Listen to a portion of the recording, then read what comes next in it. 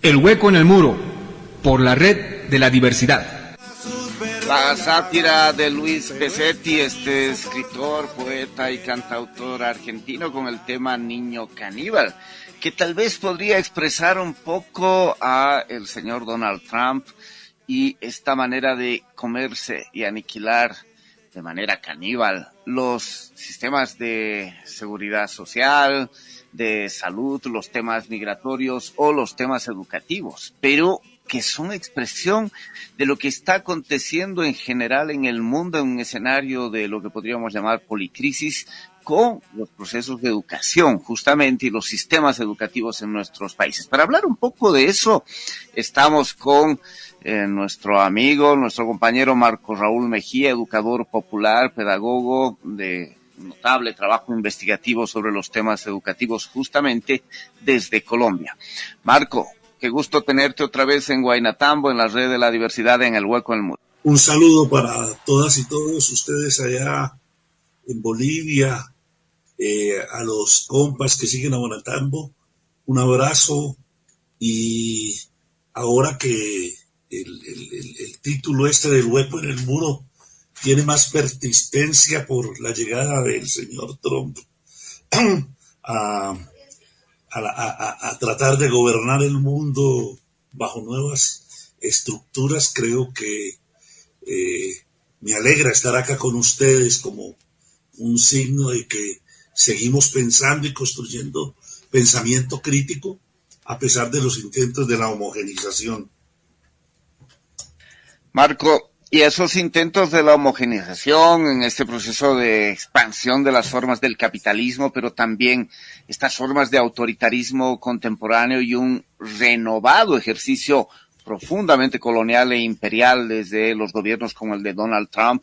¿Qué está pasando en el contexto educativo en el mundo? ¿Dónde están las ofensivas, vamos a decirlo así, de estos sectores en temas de educación? Bueno, yo creo que esa pregunta nos acerca a algo que ha sido muy palpable en el último tiempo, y es que se está produciendo una homogenización de la educación a nivel mundial. Y esa homogenización de la educación a nivel mundial, en las concepciones que yo me muevo, corresponde a eso que sería una tercera homogenización. Para nuestros pueblos es muy claro cómo la primera homogenización fue una homogenización biótica que produjo un control del capital a partir del predominio de lo humano sobre la naturaleza. Y en ese sentido se objetiva la naturaleza y se produce un antropocentrismo que va a permitir que la naturaleza es lo de allá, es lo de afuera. Y en ese sentido comienza a ser controlada por ese pienso luego existo de Descartes, que había dicho que los humanos somos los superiores por la razón. Y en ese sentido, todo el resto de la naturaleza y los animales serían autómatas mecánicos. Y eso es lo que gesta el positivismo. La segunda homogenización es la cultural, y es la que permitió construir un relato de la modernidad centrado sobre la idea de progreso, con un conocimiento, entre comillas, universal, de base eurocéntrico y norteamericano, en el cual se convierte en el único relato para explicar el mundo, que va a permitir decir que ese es el camino que debemos vivir todos los pueblos. De ahí sale la idea de desarrollo, subdesarrollo, atraso, premodernidad, precapitalismo, con que han tratado de endilgar la diversidad cultural que hoy toma forma en todo esto. Pero lo importante es que hoy asistimos, y a mí me preocupa mucho a veces que muchos educadores no ven eso como parte del proceso de esa homogenización. Asistimos a la tercera homogenización. La segunda homogenización es la que construye el eurocentrismo. Pero ahora estamos viviendo una tercera homogenización que es la educativa. Y desde mi punto de vista intenta cerrar el ciclo de un mundo organizado a través de patrones universales, planteándonos qué es lo que hay que hacer en educación y cómo esa educación debe ser desarrollada de acuerdo a unos criterios, en primer momento de la globalización, pero ya estamos viendo cómo con el gobierno de Trump, también con el desmonte de algunas formas de procesos educativos que van a tratar de constituir relatos únicos sobre las cosas.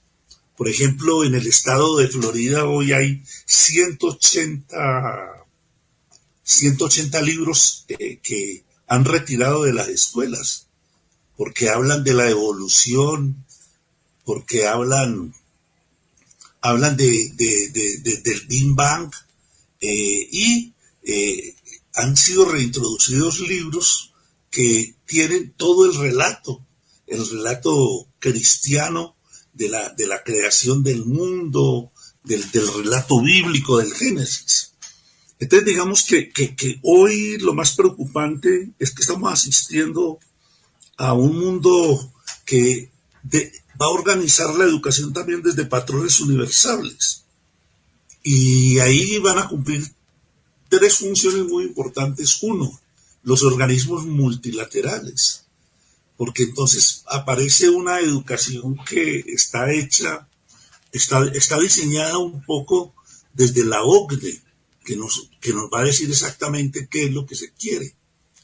Dos, el modelo norteamericano de educación que se define en el siglo pasado sobre el STEM, en donde se plantea que lo único que se necesita hoy para vivir en el mundo de hoy, el STEM por la sigla en inglés de S, ciencias naturales, T, tecnología, E, ingeniería, M, matemáticas, y leer y escribir para eso.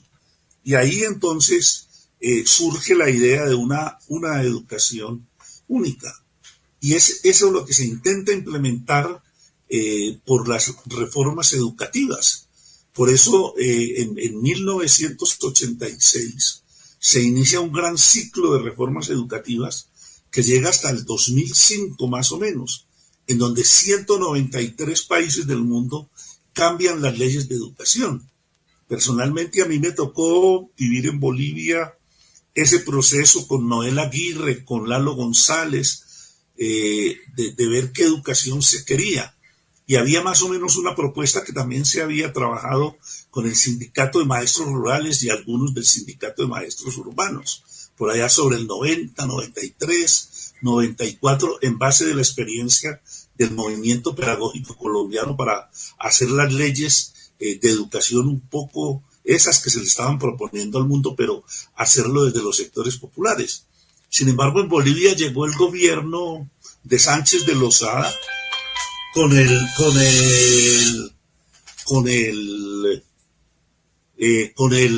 vicepresidente que tuvo, y entonces que era el Cárdenas, y plantearon la asesoría de los chilenos, porque decían que era la educación que más se acomodaba. Claro, era la que más se acomodaba, porque el nuevo proyecto educativo fue experimentado en lugares con dictadura militar, y allí se experimentaron en Argentina, Chile y Corea.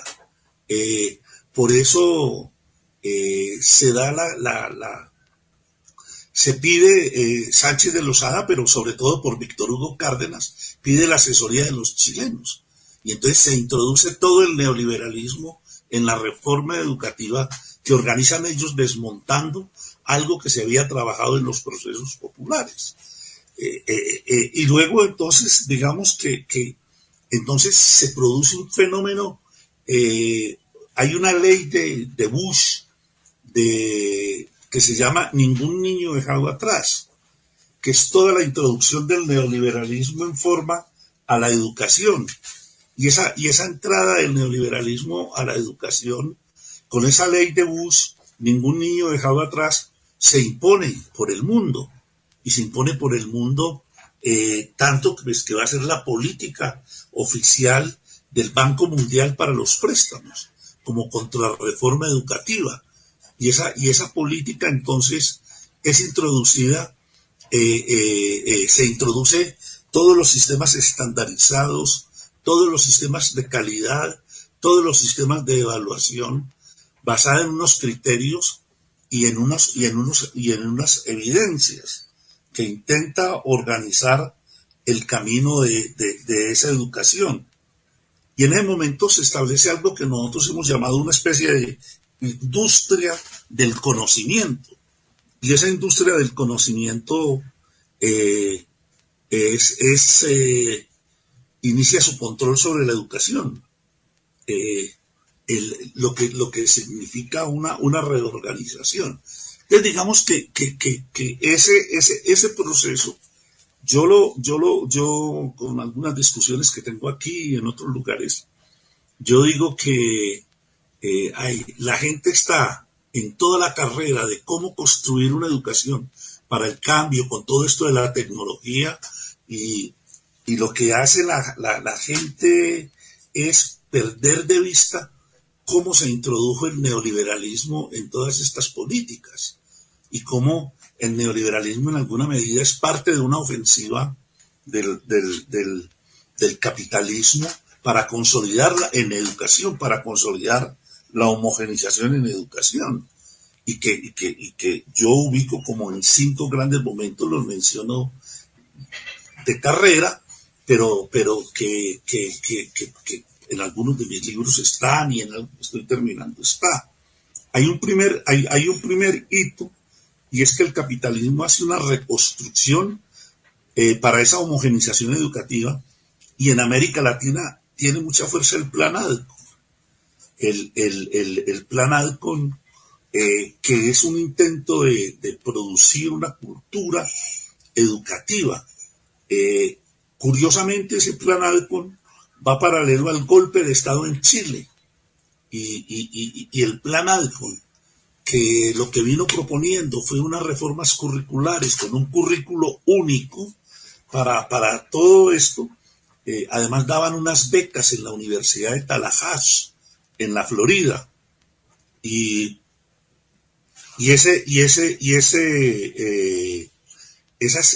ellos llegaban debajo del brazo con una reforma curricular basada en toda la teoría de Skinner, del conductismo y de la tecnología educativa de ese tiempo. Y allí realmente se comienza la penetración del neoliberalismo en educación. El segundo momento para mí en eso fuerte se da con la caída del socialismo real y aparece claramente el STEM como la propuesta educativa. El Banco Mundial comienza a dirigir toda esa línea del STEM y a exigirle a los países la línea del STEM, vuelvo a repetir, porque a veces la gente ni siquiera sabe que eso existe. Es ciencias naturales, T, tecnología, E, ingeniería, M, matemáticas, y algunos le colocan la A de arte, porque los coreanos dijeron que era imposible hacer tecnología sin diseño, y el diseño necesitaba arte. Entonces digamos que ese segundo momento es cuando se coloca el horizonte ese del banco, el horizonte del STEM, y entonces todas las cosas comienzan a circular en función de eso. Las pruebas, la idea de calidad,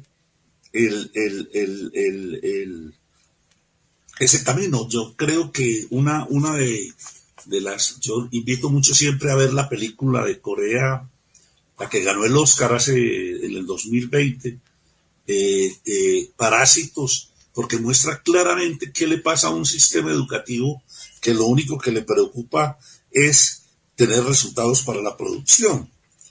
En un tercer hito de ese potenciación de la homogenización en educación a través del neoliberalismo, yo ubico lo que es la alianza de Reagan, el Papa Juan Pablo II, la Thatcher, y la constitución del neoliberalismo. Y es que con la caída del socialismo real se constituye un mundo unipolar. Y ese mundo unipolar va a plantear esa fiebre de nuevas leyes educativas en el mundo. Entre 1986 y el 2004-2005 se hacen 193 nuevas leyes educativas en el mundo. Y es ahí donde aparece también claramente esa reforma en el cual se produce esa nueva organización de la educación. En un hito cuarto que me parece a mí bien importante es la consolidación del capitalismo cognitivo, que se da en función de la cuarta revolución industrial. Y allí tiene como características un mundo multipolar y que la ciencia se convierte en fuerza productiva. Y entonces ahí se coloca eso que llamaba yo ahora la contrarreforma educativa. Es decir, como una política internacional, la escuela se organiza a través de indicadores y a través de procedimientos de una contrarreforma educativa que es colocada a partir de eso que llamaba ahora yo la ley Ningún Niño dejada atrás por los maestros. Y hay un quinto hito que es el que estamos viviendo. Todos lo estamos viviendo ahora, pero yo creo que el neoliberalismo ha tenido una capacidad muy grande de irse mimetizando, irse transformando a medida que se van dando las nuevas lógicas de construcción del capital. Y este momento nosotros lo llamamos como un capitalismo de plataformas, basado en tecnologías, en donde aparecen unas características bien importantes en donde la tecnología, y sobre todo a partir de la sindemia con el coronavirus, aparece muy claramente algo que algunos decían que era ya experimental, que era un capitalismo de plataformas que va a comenzar a moverse en un reemplazo de la escuela por vía de la tecnología, introduciendo una discusión bien interesante en tecnología. Y allí lo que nos encontramos es que vienen a decir que ya no van a ser necesarias ni las escuelas ni los maestros. Es algo que hemos llamado nosotros, por el compañero Luis Bonilla de Venezuela, el apagón pedagógico global, porque lo que se va a producir en este tiempo va a ser un asalto a la pedagogía, porque la pedagogía comienza a mostrar los trazos de que si se trabaja desde la pedagogía, el pensamiento crítico no se acaba, porque no se le da respuesta a ese maestro instrumental que hay ahí. Entonces, hoy aparece todo un nuevo fenómeno en torno a la tecnología y que exige a los que trabajamos estos asuntos y pensamos.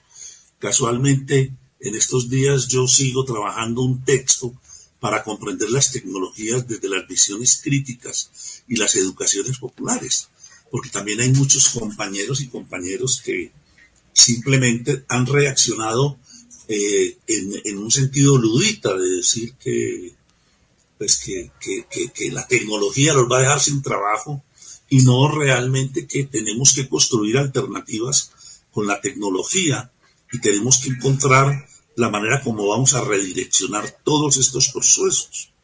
Creo que ahí hay un reto muy grande en este hito quinto, porque es el que nos está obligando a tener que pensar realmente qué es la tecnología, cómo funciona la tecnología, cuáles son y cómo la tecnología, al estar ligado al capitalismo de plataformas, termina haciendo lo que algunos han comenzado a llamar el tecnofeudalismo. Un tecnofeudalismo en donde el tipo de acumulación que el capitalismo está haciendo, lo está haciendo a partir de esos procesos tecnológicos, con una característica, y es que la materia prima somos los humanos, y esto genera algo, y es que algunos autores llegan a sostener que por primera vez en la historia de la humanidad, el instrumento de trabajo lo porta el trabajador en su cuerpo, y por eso toda la importancia del cuerpo y las teorías de este tiempo sobre estos asuntos. Entonces, digamos que paralelo a eso se ha venido dando la construcción de movimientos sociales fuertes. Por ejemplo, en México hay un proceso interesantísimo de la nueva escuela mexicana, desde luego con grandes debates internamente.